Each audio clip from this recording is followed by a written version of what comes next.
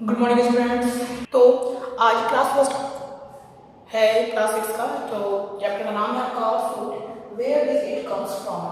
ये मतलब भोजन जो है, फूड मतलब भोजन हो गया, ये आखिरकार हमें कहाँ से मिलते हैं। तो उसके बारे में थोड़ा सा जानकारी डिटेल्स मिलेगी चैप्टर फर्स्ट के बारे में कि यहाँ पे फूड आइटम्स आप जानते हैं कि बहुत सारे टाइप के आपने फूड आइटम्स देखे भी होंगे, खाए भी होंगे।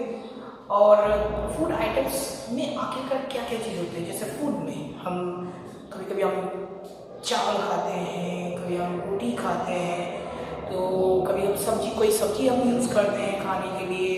कुछ चिकन होता है, चिकन का डिशेस बात करते हैं हम डिशेस के बारे में, फूड आइटम मतलब डिशेस के बारे में हम बात करते हैं। तो आपने बहुत सारे डिशेस देखेंगे और उन सभी को बनाने के लिए सिर्फ एक चीज़ नहीं, बहुत सारी चीज़ों की ज़रूरत होती है। तो हम धीरे धीरे हम उसी चीज़ों के बारे में पता करेंगे कि आखिर वो आखिरकार कहाँ से आते हैं, क्या करते हैं, किस टाइप का हमें मिलता है। ये सारी की सारी चीज़ें हमें पता करना है। तो जो हम फूड आइटम्स में जितने कोई भी डिश बनाने के लिए जितने भी हम रॉ मटेरियल यूज़ करते हैं, ध्यान रखिएगा, हम फूड आइटम्स यानी डिशेस बनाने के लिए जितने भी हम रॉ मटेरियल्स, हम यहाँ पे हम सोचोगे कि रॉ मटेरियल्स क्या होता है। रॉ मटेरियल्स मीन्स होता है कि मान लीजिए कि आपको बनानी है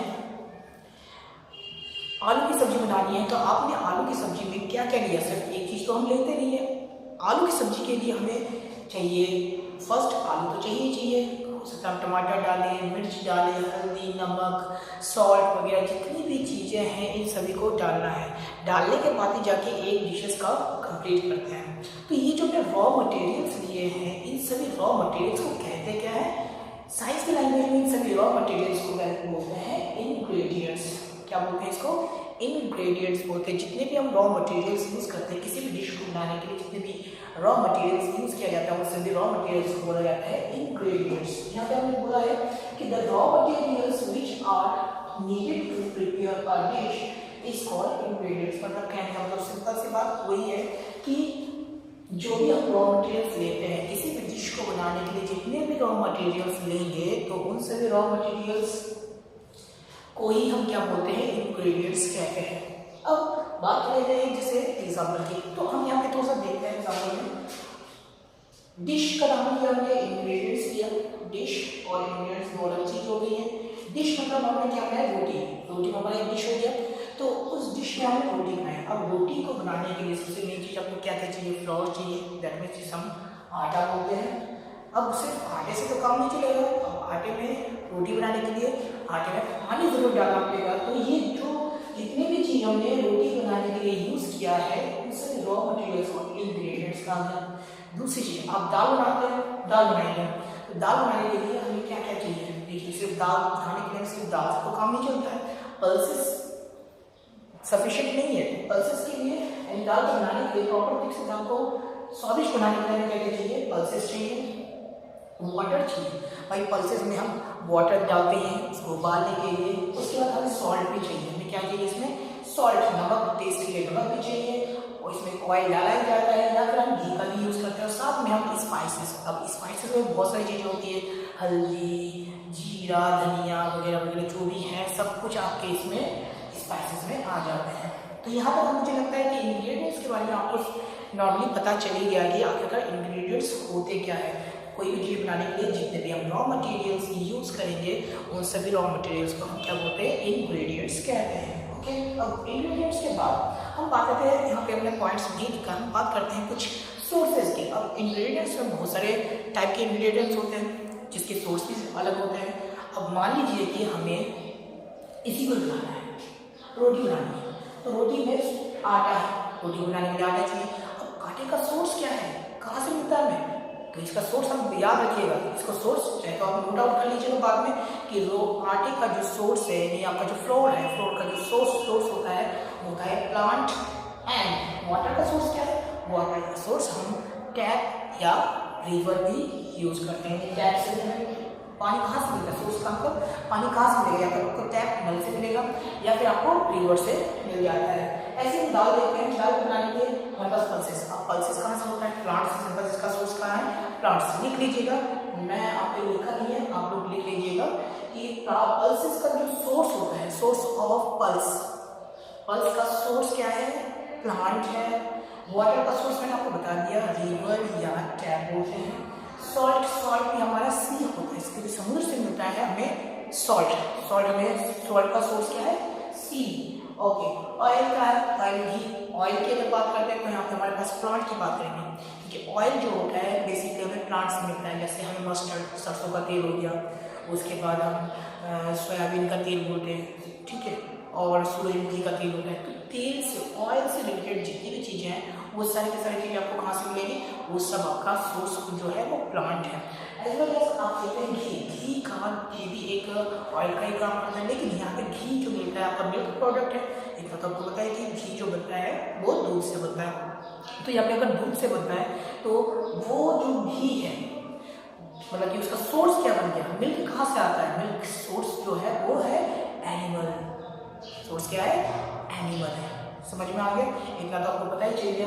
ऐसे आपका स्पाइसेस बेसिकली जो स्पाइसेस होते हैं वो सारे के सारे आपको प्लांट से ही मिलते हैं। बेसिकली क्या, लगभग सारे के सारे जो स्पाइसेस है वो सब आपको कहाँ से मिलते हैं, प्लांट से मिलते हैं। नहीं तो स्पाइस का सोर्स क्या हो गया, प्लांट हो गया। जैसे चीनी भी आपको प्लांट से मिलता है, मरकरी बोल रहा हूँ, टर्मरिक जो हो गया वो भी आपको प्लांट से मिलता है। ऐसे ही आपके जितने भी जीरा धनिया वगैरह जितने भी हैं वो सारे के सारे आपको यहाँ से मिल जाता है, प्लांट सोर्सेस होते हैं। ऐसे आप अगर अंडा करी बनाते हो तो अंडा, इसमें एग होना ही है, तो एग कहाँ से मिलेगा आपको, वो भी एनिमल से, भी बर्ड्स भी बोल सकते हो। ओके, इसी टाइप से हम नेक्स्ट टॉपिक की बात करते हैं।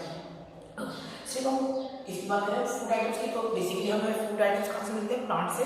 तो हम बात करते हैं कि इडिएबल पार्ट्स, किसी प्लांट्स के इडिएबल पार्ट्स किसे कहते हैं, इडिएबल पार्ट्स कौन से होते हैं। इडिएबल पार्ट्स मतलब होता है कि ऐसे पार्ट्स, हम जानते हैं कि हमारे पास बहुत टाइप के प्लांट्स होते हैं और सभी प्लांट्स में कुछ ना कुछ ऐसे पार्ट्स होते हैं जो खाने लायक होते हैं, एबल टू ईट, कि खाने लायक होते हैं। वो पार्ट्स क्या कहलाते हैं, इडिएबल। तो उसको मतलब क्या हो, कि parts of plants which are able to eat are called edible parts of plant. मतलब कि और प्लांट्स के ऐसे जितने भी पार्ट्स हैं जो कि खाने लायक होते हैं, जिसको हम खाते हैं, तो वो सारे के सारे आपके इडिएबल पार्ट्स होते हैं। देखिए पार्ट्स कौन कौन से होते हैं, क्या क्या पार्ट्स हम खा सकते हैं, फ्लावर भी खा सकते हैं, फ्रूट्स भी खाते हैं।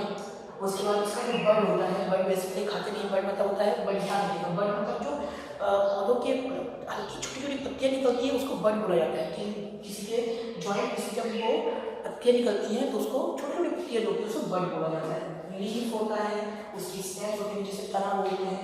ओके, इसके रूट्स भी होते हैं। तो यहाँ पे रूट्स को दो टाइप में बांटे गए हैं, primary roots, secondary roots.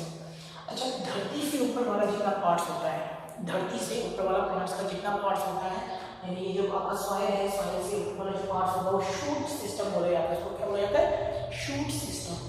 Okay, next part आएगा आपका रूट सिस्टम, यानी धरती के नीचे वाला जो भी पार्ट्स होगा वो रूट सिस्टम के अकॉर्डिंग आता है। अब आपके बात करते हैं कि इसमें पार्ट्स कौन से खाए जाते हैं। लगभग आपके सारे पार्ट्स खाए जा सकते हैं। कौन से, फ्रूट भी, फ्लावर भी, इसका स्टेम भी, और इसके लीफ भी, और इवन की रूट भी। बात करते हैं किसकी, सबसे पहले बात करते हैं हम, आपने पंकिन का पौधा देखा ही होगा। पंकिन के पौधे में अगर बात करते हैं तो पंकिन के पौधा जो होता है, पंकिन जो प्लांट्स होता है उसमें हम उसका फूल भी खाते हैं। फूल के साथ साथ उसका जो फ्रूट होता है, जो पंकिन होता है वो भी हम खाते हैं। उसके साथ साथ उसकी पत्तियाँ भी खाई जाती है, उसके स्टेम्स भी खाई जाती है, इवन कि कुछ हद तक उसके हम फ्रूट्स का भी यूज़ करते हैं खाने में। तो इस टाइप से हम लगभग किसी भी प्लांट्स के सारे पार्ट्स खा सकते हैं। ओके, इसके बाद हमारा नेक्स्ट टॉपिक है स्प्राउट। स्प्राउट का मतलब क्या होता है, भाई आपने चने वगैरह खाया, चने को भिगोया भी होगा, किया तो होगा ना। तो चने को भिगोने के बाद, जैसे भिगोने के बाद हम दूसरी बार उसके बाद कुछ दिनों तक गीला छोड़ देते हैं, और इसे निकाल के जब गीला छोड़ देते हैं तो एक कपड़े में बांध कर, तो हम देखते हैं कि कुछ दिनों के बाद, कुछ टाइम के बाद, यानी एक दिन के बाद हम देखते हैं कि उसमें से वाइट टाइप का एक स्ट्रक्चर निकलता है, जिसमें हम देखते हैं कि वाइट कलर का एक पौधा टाइप का निकलता है।